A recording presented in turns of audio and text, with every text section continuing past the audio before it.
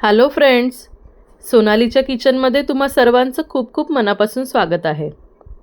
आज आपण पाहणार आहोत पाणीपुरी आणि शेवपुरीची रेसिपी.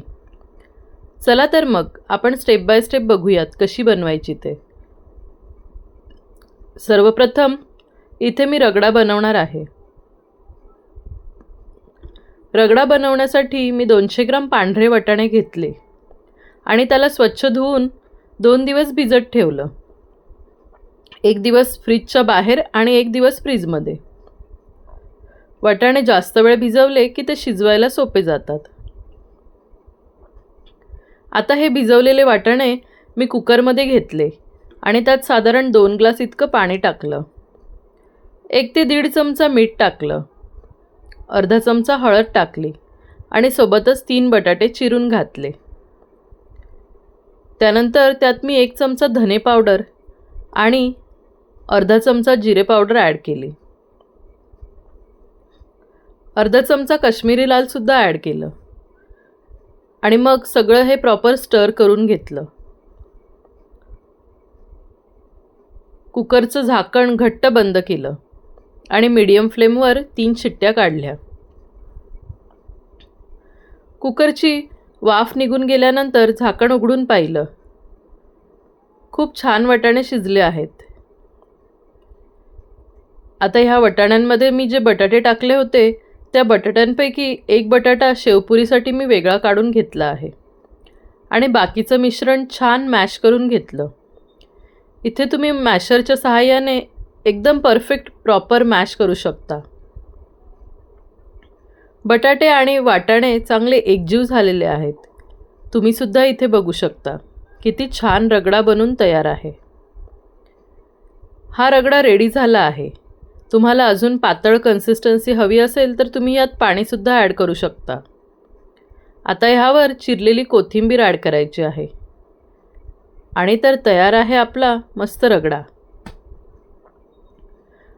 आता आपण बघूयात सर्वात आवडती गोष्ट, ती म्हणजे गोड चटणी. गोड चटणी कशी बनवायची ते आता आपण बघूया. यासाठी मी सर्वप्रथम साधारण 2 लिंबाच्या आकाराएवढे बिया नसलेली चिंच घेतली आहे. 1 वाटी गूळ आणि 1 वाटी म्हणजेच 15 ते 20 खजूर घेतले. खजुराच्या सुद्धा मी बिया काढून घेतल्या.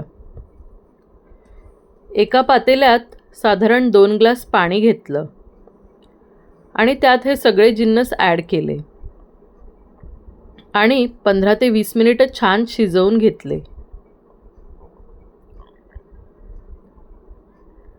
15 ते 20 मिनिटं झालेली आहेत. हे मिश्रण खूप छान शिजलेलं आहे. तुम्हीसुद्धा इथे पाहू शकता.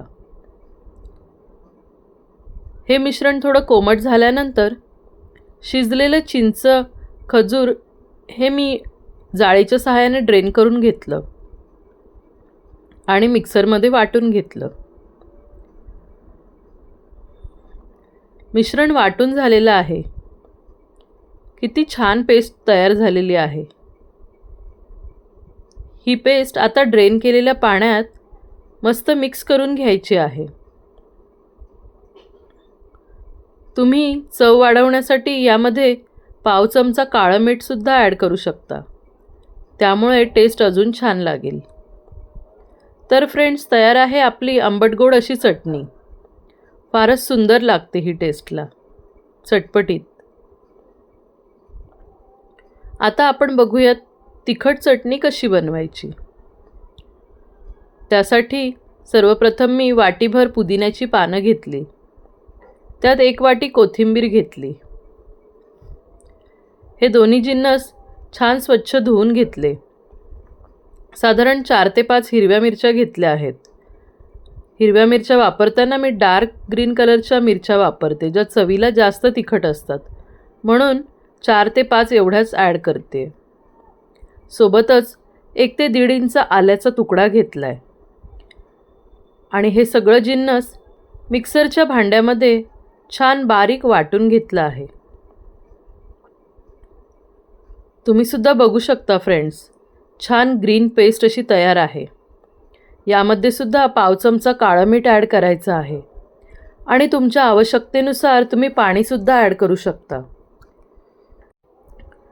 पाणी ॲड करून झाल्यानंतर हे छान स्टर करून घ्यायचं आहे. तर फ्रेंड्स, तयार आहे मस्त झणझणीत अशी तिखट चटणी. आता इथे मुख्य पदार्थ येतो ते म्हणजे पाणीपुरीचं मसाला पाणी. मसाला पाण्यासाठी मी बाजारातून पाणीपुरी मसाला घेतला आहे. साधारण 2 चमचे मसाला घेऊन 1 लिटर थंडगार पाण्यात तो घोळून घेतला आणि सोबतच आपण बनवलेली तिखट चटणीसुद्धा 2 ते 4 चमचे त्यामध्ये ॲड केली आणि छान मिक्स करून घेतलं. इथे चमचमीत आणि चटपटीत असं पाणी तयार आहे. तुम्ही बघू शकता किती छान दिसतंय हे पाणी. सोबतच एकीकडे मी कोथिंबीर चिरून घेतली आहे. एक उकडलेला बटाटा बारीक चिरला, एक मध्यम आकाराचा कांदा आणि टोमॅटोसुद्धा बारीक चिरून घेतले आहे.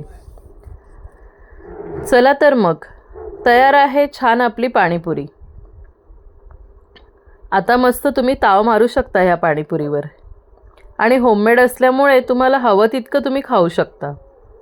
सगळ्या चटण्या आणि पूर्ण सेटअप बघू शकता किती भारी वाटतोय. मी सुद्धा इथे एक पाणीपुरी टेस्ट करून पाहते. सगळं साधन सामुग्री थोडं थोडं ॲड करून पाणीपुरी तयार आहे. आहा, एकच नंबर झाली आहे.